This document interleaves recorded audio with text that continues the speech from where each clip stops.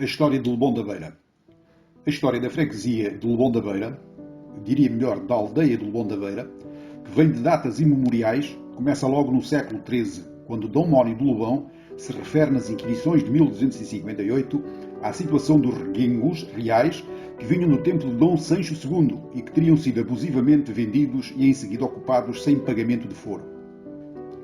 Em épocas anteriores, certamente que nas terras que hoje fazem parte da freguesia de Lebon da Beira haveria gente em sítios dispersos.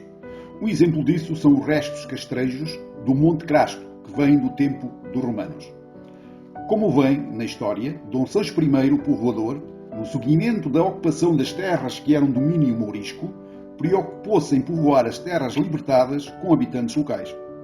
Dos cerca de 12 fidalgos do Lebon, inquiridos em 1258, certamente que alguns pertenciam a famílias anteriores à independência de Portugal e às quais se vieram juntar mais fidalgos, devido ao afuramento de terras no seguimento da política de povoamento de Dom Sancho I.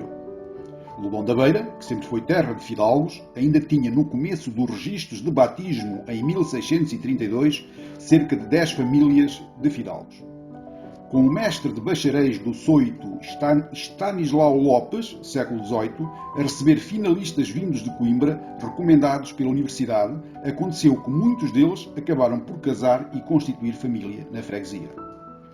Eram filhos de fidalgos da então província das Beiras e vieram a dar origem a novas casas nobres, como foi o caso de Manuel de Almeida e Sousa Lebon, no Alcoce, Caetano José da Rocha e Melo, família de Egas Muniz, Corte Real e Perestrelos, Figueiredos da Veiga, Solar do Terreiro, Manuel Rodrigues Ferrão Castelo Branco, de Vila José, Pina Cabral e Loureiro, Solar do Paço, e Manuel Ferreira e Frias, Barril e Valdeçores, e outros. Estas novas casas de fidalgos vieram juntar-se aos fidalgos já existentes, como era o caso da família Ribeiro Abranches e família Seabra da Silva, em Várzea de Cavalos, à família do Morgado do Soito, Pedro Fernandes da Costa e Azevia, a família Madeira de Abreu, na Vila José, e a que seguiu a família Gouveia, no Soito, e a família de Dona Adriana Xuquer, ou Xuquer, como preferirem, na Vila José. Lebon da Beira, que foi terra de bacharéis, tinha no século XVIII cerca de 10 homens de letras a trabalhar na freguesia, coisa rara ou mesmo única nas aldeias de Portugal. Dos bacharéis de Lebon, salientou-se Lucas de Seabra da Silva, como lente em leis na Universidade de Coimbra. Stanislau Lopes, como mestre de bacharéis finalistas em leis e um dos melhores homens de letras da província das Beiras, conforme está escrito nas Inquirições de Gênese ou Santo Ofício. Manuel de Almeida e Sousa Lebon, grande jurisconsulto internacional, com obras presentes nos tribunais de Portugal e do Brasil. As suas publicações de direito projetam ainda no presente o nome da freguesia do Lebon da Beira. Caetano José da Rocha e Melo, avoengo de Egas Muniz, que foi desembargador na relação do Porto. Lebon da Beira e o Lobo. Lebon, que significa lobo grande, vem etimologicamente do latim lupus, lobo. Lobo é um animal feroz da raça canina. Mestre Cândido de Figueiredo, nosso conterrâneo e um erudito em etimologia, além desta origem, põe a hipótese da palavra se referir a um tumor existente no peito dos cavalos, sem contudo o afirmar como correto. Para o autor deste livro, parece ser uma versão anormal e, como tal, Lebon é um lobo grande. Os lobos existiam no passado nas serranias das redondezas e contam-se lendas de lutas entre estes animais selvagens e os cães de guarda dos rebanhos de ovelhas existentes na freguesia.